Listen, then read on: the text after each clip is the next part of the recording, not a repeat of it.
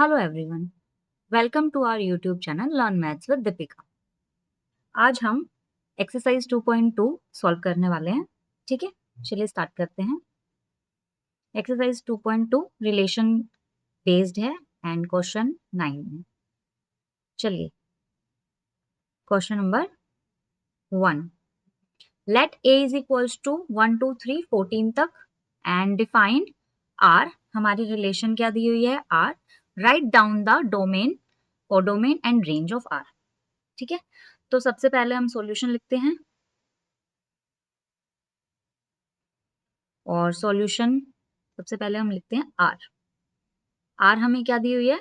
हमारे relation X Y such that 3x minus Y is equals to 0, X Y belongs to A. ठीक है, set ए से belong कर रहे हैं। अच्छा, मैं इस रिलेशन को 3x is equals to Y भी लिख सकती हूँ। ठीक है, ए हमें क्या दिया हुआ है? हमारा सेट है 1 2 3 एंड 14 तक। ठीक है, चलिए रिलेशन के अकॉर्डिंग हम अपने ऑर्डर्ड पेयर बनाते हैं। 3x is equals to Y X. सबसे पहले ये रिलेशन जो है हमारी वो ए टू ए में ही डिफाइंड है। ठीक है, जब भी हमें सिंगल सेट दे रखा हो तो ध्यान रहे, और कुछ नहीं बोल रखा हो तो इट मीन्स रिलेशन हमारी एक ही सेट से उसी सेट पे ही डिफाइंड है। ठीक है, ए टू ए ही डिफाइंड है। तो सबसे पहले हम 1 लेते हैं। एक्स की वैल्यू अगर हम 1 रखेंगे तो मेरी y की वैल्यू क्या आ जाएगी? 3। x की वैल्यू अगर हम 2 रखेंगे तो y की वैल्यू क्या आ जाएगी? 6। ऐसे ही तो ऑन हमें करते जाना है। ठीक है, अभी इतना डिफिकल्ट मल्टीप्लिकेशन नहीं है तो हम डायरेक्ट क्या करेंगे, अपनी रोस्टर फॉर्म में रिलेशन लिख देते हैं। सबसे पहले अगर मैं 1 लूंगी, x को 1 लूंगी, यानी कि फर्स्ट हमारा जो कंपोनेंट होगा अगर मैं उसको 1 लेती हूँ तो सेकंड कंपोनेंट क्या आएगा मेरा? 3। ठीक है, ऐसे ही सेकंड नेक्स्ट मैं 2 लेती हूँ तो मेरा सेकंड कंपोनेंट क्या आएगा? 6। 3 का 9, 4 का 12, 5 का 15। क्या मैं 5 और ये 15,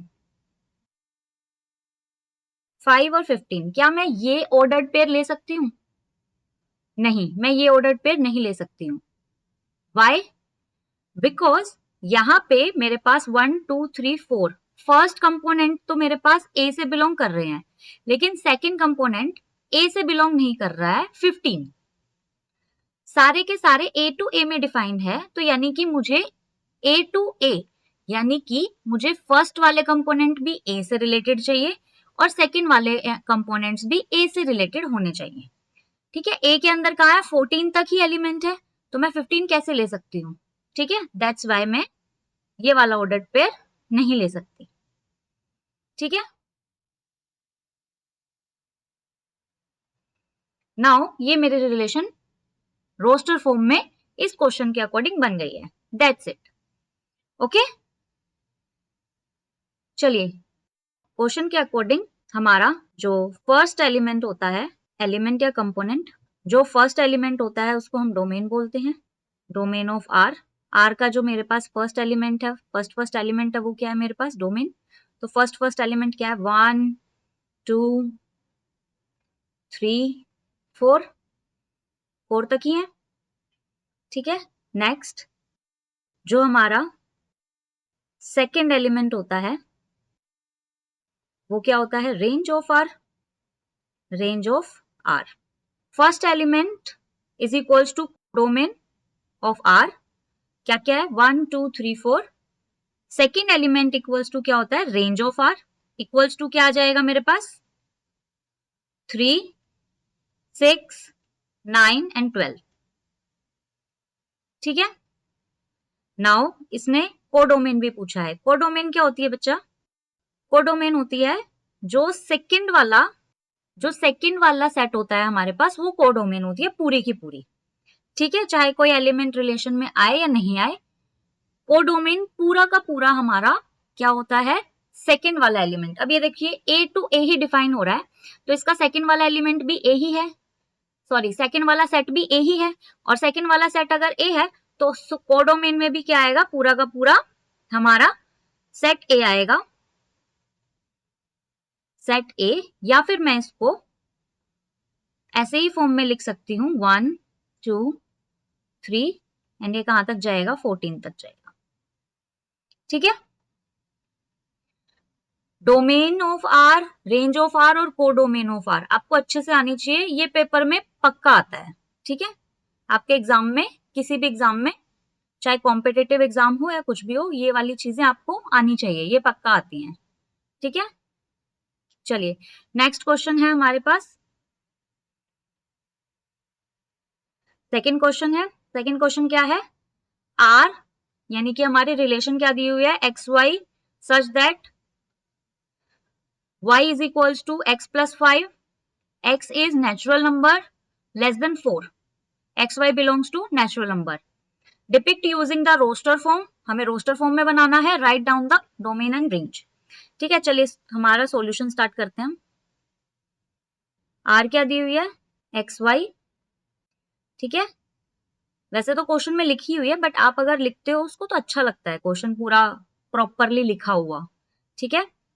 y is equals to x plus 5, यहाँ पे x मेरी बिलोंग्स टू है नेचुरल नंबर लेस देन 4, ठीक है, such that x and y belongs to natural number, दोनों ही हमारे नेचुरल नंबर से बिलोंग कर, ठीक है। चलिए सबसे पहले तो नेचुरल नंबर लेस देन 4 क्या क्या होंगे हमारे पास, because natural number less than 4 strictly है, इक्वल टू नहीं बोला है ना, तो स्ट्रिक्टली लेस देन है, इट मीन्स 1 2 एंड 3, ये 3 ही नंबर होंगे, ठीक है।